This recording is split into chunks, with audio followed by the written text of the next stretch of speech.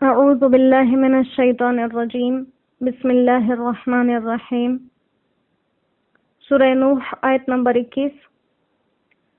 قال نوح ربی، کہا نوح علیہ السلام نے اے میری رب، انہم عصونی، انہوں نے میری نافرمانی کی، واتبعوا، اور کہنا مانا من ایسے کا، لم یزدہ، کہ نہیں اضافہ کیا اس کے لیے، مالہ و ولدہ، اس کے مال اور اولاد نے، الا خسارا، مگر نقصان کا ہی۔ اور ایسوں کا کہنا مانا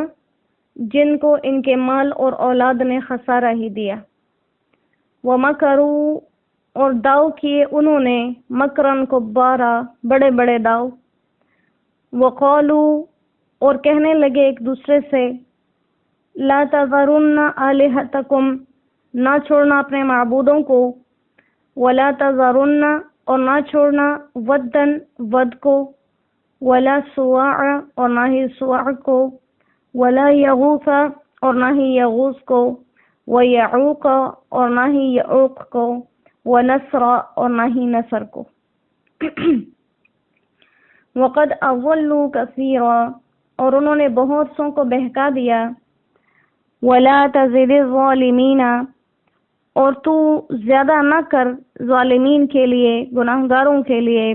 الا ضلالا، مگر ان کا بھٹکنا ہی، ان کی گمراہی ہی، مما خطیئاتہم، اپنے گناہوں کے سبب سے ہی، اغرقوا، وہ غرق کیے گئے، فادخلوا نارا، پھر آگ میں ڈالے گئے، فلم یجدوا لہم، پھر نہ پائے ان کے لیے، من دون اللہ، اللہ کے سوا، انصارا، کوئی مددگار۔ وہ اپنے گناہوں سے ہی غرق کیے گئے، پھر آگ میں ڈالے گئے، پھر انہوں نے اپنے لیے اللہ کے سوا کوئی مددگار نہ پایا۔ وقال نوح رب، اور کہا نوح علیہ السلام نے اے رب، لا تذر علی الارض، نہ چھوڑیو زمین پر، من الکافرین، کافروں میں سے بھی، دیارہ، ایک گھر، کوئی بسنے والا۔ نوح علیہ السلام نے کیا فرمایا؟ اے رب، زمین پر کافروں میں سے کوئی ایک گھر بھی بسنے والا نہ چھوڑیو، انک ان تذرہم، کیونکہ اگر آپ ان کو چھوڑ دیں گے،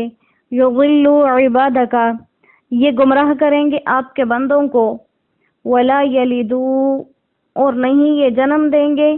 الا فاجرا، مگر گناہگاروں کو ہی، کفارا، اور منکرین کو۔ رب اغفر لی، اے رب معاف کر دیجئے مجھے، ولی والدی، اور میرے والدین کو، ولمن دخل بیتی، اور جو میرے گھر میں داخل ہو جائے، مؤمنن، ایمان کی حالت میں، وللمؤمنین، اور مومنین مردوں کو معاف کر دیجئے، والمؤمنات، اور مومن عورتوں کو، ولا تزد الظالمین، اور مت بڑھائیے گناہگاروں کے لیے، الا تبارا، مگر بربادی ہی، یعنی ان کو ہلاکت ہی دیجئے۔ قوم نوح علیہ السلام کی نافرمانیوں کا ذکر ہے۔ نوح علیہ السلام اللہ سبحانہ و تعالیٰ سے عرض کرنے لگے، اپنی کاوشیں ذکر کی کہ میں نے ان کو کیسے ڈرایا، دن کو، رات کو، چھپکے سے، کھلے سے، آپ کی نعمتیں سنا سنا کر، آپ کی بخششیں سنا سنا کر، ان کی اپنی ذات کی طرف توجہ اور دھیان دلا کر، لیکن اس کے باوجود وہ میرا کہنا نہیں مان رہے، اور وہ ایسوں کے پیچھے چلے گئے ہیں جن کو خود ان کے مال اور اولاد نے خسارے میں ہی ڈالا ہے، خسارے میں ہی مبتلا کیا۔ یعنی یہ جن رؤساء کے پیچھے جا رہے ہیں، اپنے جن لیڈروں کے پیچھے جا رہے ہیں، اپنے جن سرداروں کے پیچھے جا رہے ہیں، وہ تو خود اپنے مال اور اولاد کے سبب سرکشی میں مبتلا ہیں، کیونکہ مال اور اولاد نے ہی ناجائز طریقوں پر مجبور کیا مال کے حصول نے، اور وہی مال جب حاصل کیا تو پھر ان کی اولاد بھی اسی خسارے کا سبب بن گئی، کیونکہ یہ ایک قاعدہ اور قانون ہے، جو انسان اپنی اولاد کی پرورش حرام چیزوں سے کرے، وہ اولاد کبھی بھی تابع نہیں بنتی،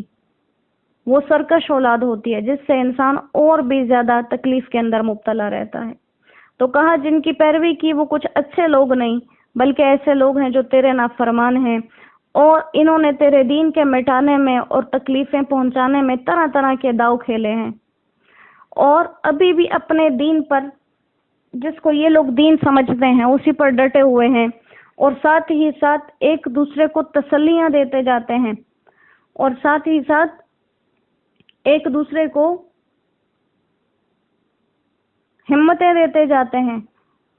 اور کہتے ہیں کہ لا تذرن آلہتکم، اپنے ان معبودوں کو نہ چھوڑنا، اور پھر تمام معبودوں میں سے 5 کو مخصوص کیا: ود، سوا، یغوث، یعوق اور نصر۔ تو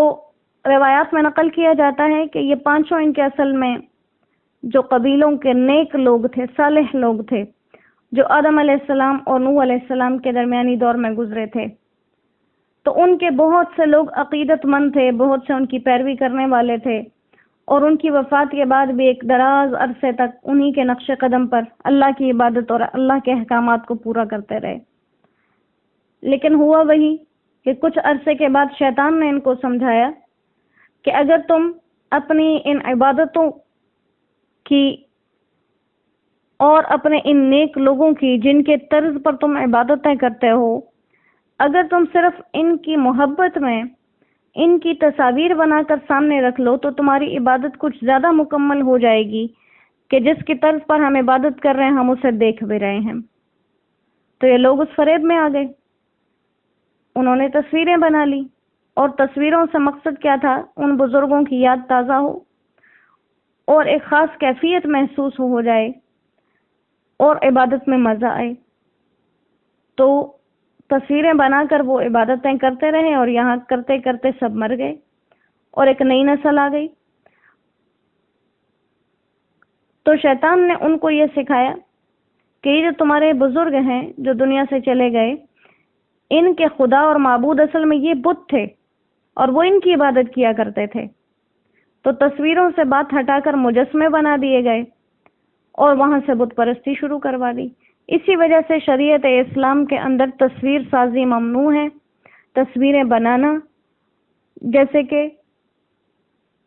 ہمارے ہاں رواج ہے بہت سی تصویریں بنا کر ہم نے رکھی ہوتی ہیں، اسی طرح اپنے بزرگوں کی، اپنے آباء و اجداد کی۔ تو اسلام میں ہر اس چیز سے منع کیا گیا ہے جو گمراہی کا ذریعہ بنے۔ تو چونکہ ایک قوم اس چیز کی وجہ سے بت پرستی میں مبتلا ہو چکی تھی، لہٰذا اللہ سبحانہ و تعالیٰ نے اس چیز کو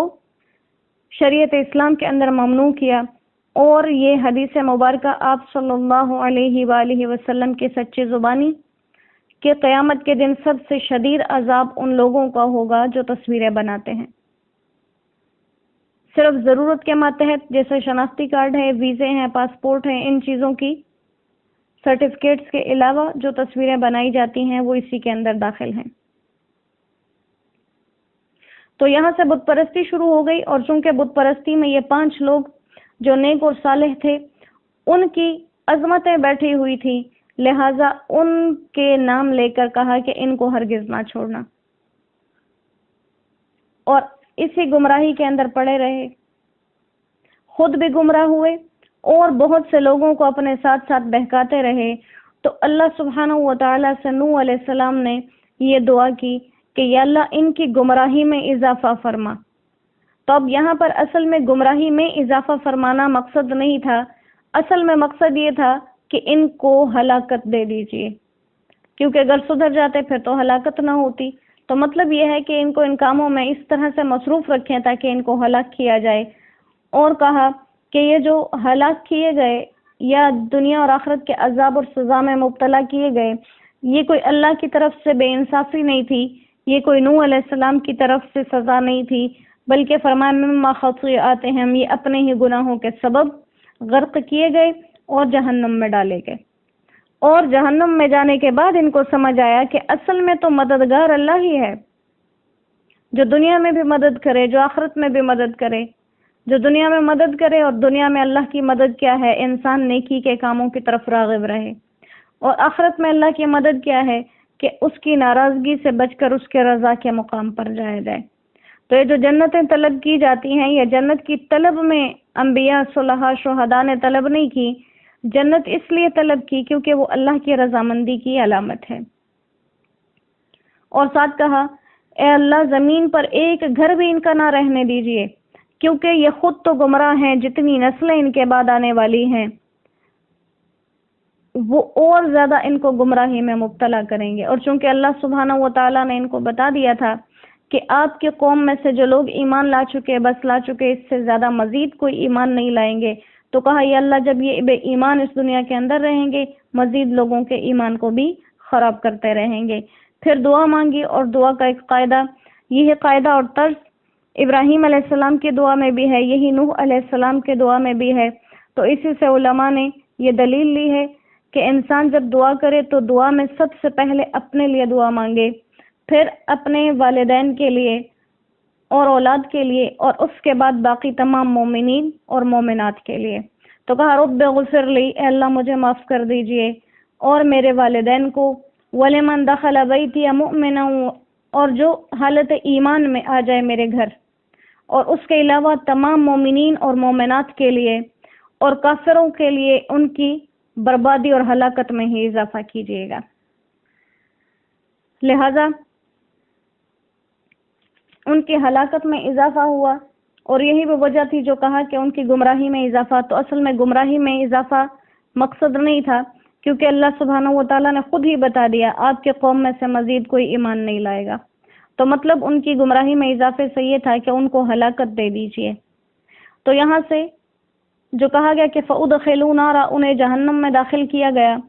تو یہ تو قیامت کے حساب کتاب بعد میں آنے والے ہیں، یہ وہ آگ ہے جس میں مرنے کے بعد یہ لوگ ڈالے گئے۔ تو یہاں عذاب قبر کو ثابت کیا گیا کہ عذاب قبر برحق ہے، جو قبر کے اندر انسان کو عذاب دیا جاتا ہے، یہ جو قبر کے اندر انسان کے ساتھ اچھا سلوک کیا جاتا ہے، یہ برحق ہے، اس سے انکار کی گنجائش نہیں ہے۔ اللہ سبحانہ و تعالی ہمیں دنیا کے اندر دی ہوئی ان مہلتوں سے فائدہ اٹھانے کی توفیق عطا فرمائے، تاکہ ہم اپنی قبروں کے لیے، کیونکہ ہم دنیا کے مسائل سے بھاگ سکتے ہیں، دنیا کی پریشانیوں سے بھاگ سکتے ہیں، انسانوں کے رویوں سے بھاگ سکتے ہیں، لیکن موت ایک ایسی چیز ہے کہ جس سے ہم بچ نہیں سکتے، جس سے ہم بھاگ نہیں سکتے۔ تو جس چیز سے بھاگ نہیں سکتے، عقل مندی کا تقاضا ہے کہ اس کے لیے تیاری کی جائے، اس کے لیے ڈٹا جائے، اس کے لیے اپنے اعمال جمع کیے جائیں، اس کے لیے اللہ کو منایا جائے۔ اللہ سبحانہ و تعالی خاص اپنے فضل و کرم سے ہمیں اپنے آپ کو، اپنی ذات کو راضی کرنے کی توفیق عطا فرمائے، اور ہم سے وہ اعمال لے لیں جو ہماری دنیا اور آخرت کو سنوارنے والے ہوں۔ جمعہ کا دن ہے، دعاؤں کا خصوصی اہتمام کیجیے۔ تمام لوگوں کو، تمام امت محمدیہ علی صاحبہ الف صلوات کے لیے دعائیں خصوصی، اور جن حالات، جن تکلیفوں میں ہم مبتلا ہیں، اللہ ان سے ہمیں نجات عطا فرما دے۔ وآخر دعوانا ان الحمد للہ رب العالمین وما علینا الا البلاغ۔ السلام علیکم ورحمۃ اللہ وبرکاتہ۔